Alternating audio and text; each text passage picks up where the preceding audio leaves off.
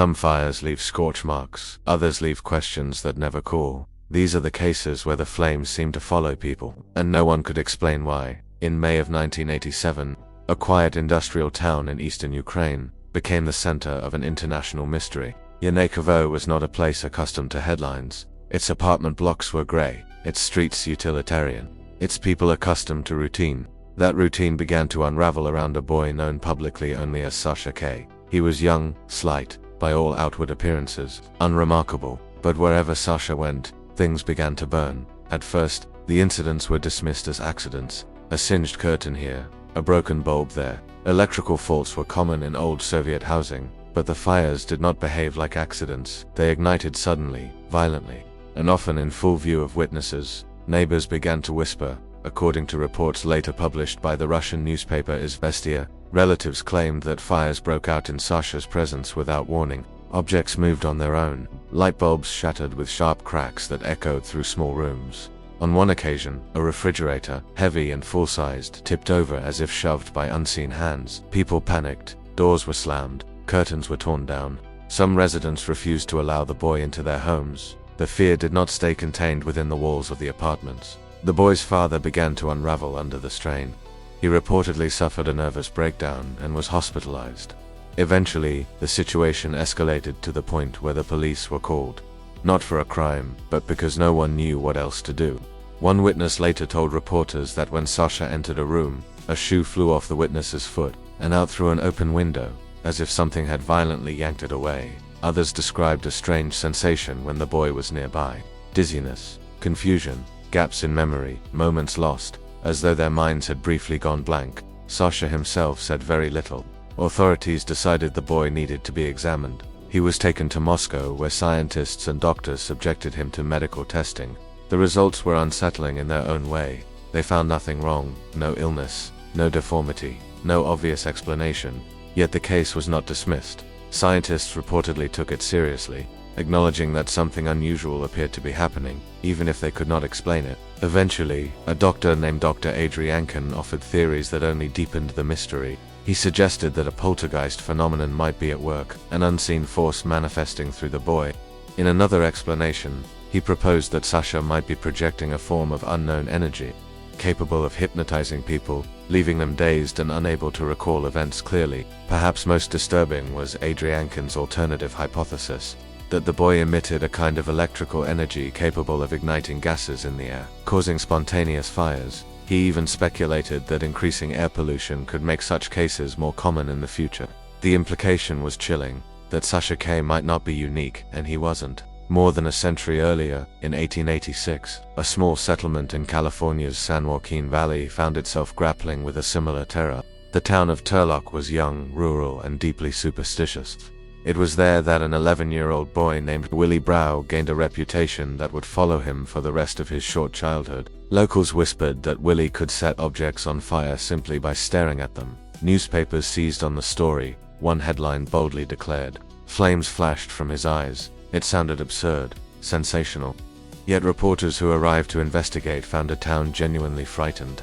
One journalist attempted to rationalize the events by claiming the boy was overcharged with electricity. According to the report, Willie's fingers snapped with visible sparks. The town's postmaster allegedly witnessed the boy ignite wallpaper through these sparks alone. As the story spread, the pressure on Willie's family became unbearable. His father eventually relocated them, hoping distance would extinguish both the rumors and the fires. It didn't. At their new location, a reporter found the boy again. Willie was described as nervous, withdrawn, and unusually developed for his age. His father denied that his son caused fires, but admitted something strange. He had seen sparks around Willie's body, particularly at night. Willie himself spoke quietly. He claimed he didn't know how the fires happened, but he said he could see sparks around his own body in the dark. The most chilling testimony came from a teacher named M.A. Kman, who ran a school in Mercer County. One afternoon, 5 separate fires broke out inside the schoolhouse, each in a different location. No cause was found. The building was evacuated. Everyone left, except Willie. The records do not explain why suspicion fell on him, but shortly after, the boy allegedly fixed his gaze on a nearby hayshed and pointed it out to the teacher. Smoke began to rise. Moments later, it was engulfed in flames. Kuhlman insisted he did not believe the boy was committing arson. Instead, he claimed Willie was the victim of supernatural agencies. Terrified, he barred the child from returning to school. If that was meant to stop the fires, it failed. 11 separate blazes reportedly broke out in Willie's home, one at the corner of the roof, another embedding on the floor, grain sacks charred in the barn. At one point, witnesses claimed Willie looked toward a nearby stack of straw, and fire burst from its top. Turlock's population included many spiritualists. They rejected simple explanations. The boy became known as the Electrical Boy, and once again, the question lingered. Was the fire coming from him, or to him? Some communities believed they had already seen the answer, in Paw Paw, Michigan. Just a few years earlier, a physician named Dr. L.C. Woodman wrote to a newspaper to describe a man whose abilities defied belief. The man's name was William Underwood, and according to Woodman, Underwood could generate fire using his breath. The process was described in unnerving detail. Underwood would take a handkerchief belonging to someone else. He would hold it to his mouth, rub it vigorously between his hands, and breathe upon it. Within moments, the cloth would burst into flames and burn completely. Skeptics demanded proof. Underwood complied. He submitted to rigid examinations. He stripped. He washed his hands. He rinsed his mouth thoroughly. Investigators searched him for chemicals, matches, anything that could explain the phenomenon. Then he repeated the act. The cloth burned. Underwood's abilities extended beyond parlor demonstrations. While hunting, he allegedly started campfires by breathing on piles of dry leaves, but his power came at a cost. He refused to perform more than twice a day. Afterward, he would collapse into a chair, completely exhausted. On one occasion, after igniting a newspaper, he nearly fainted. A reporter who accompanied him placed a hand on Underwood's head and felt his scalp twitch violently, as if something beneath the skin was in turmoil. Whatever force allowed him to create fire appeared to drain him entirely. And yet, Underwood was not the first. In 1863, the village of Owasso, Michigan faced a terror that seemed almost contagious. It began with a 10-year-old girl, known only as Freeman, adopted by a farmer named Stearns. One ordinary day, while sweeping the sitting room, Freeman noticed something wrong. The carpet was on fire, the flames were extinguished, and the family searched for a cause. They found none. Shortly after, fire was discovered in another room. Burning rags without explanation. The same day, Freeman's clothes ignited while she was wearing them. The next morning, a damp towel, used the night before to wipe the girl's face, was found burning. 12 people witnessed it. The incidents multiplied. A straw sack outside the house burned. Later, investigators discovered a bag of books and rags smoldering in the attic. On another occasion, a trunk that had not been opened for a year was found ablaze. The family fled. They moved 3 miles away, hoping distance would bring safety. It did not. According to newspaper reports, no sooner had Freeman entered the new house than her dress caught fire in 3 places at once. The phenomenon followed her. Worse still, other families she visited began experiencing the same torment. Fire without cause, flame without spark.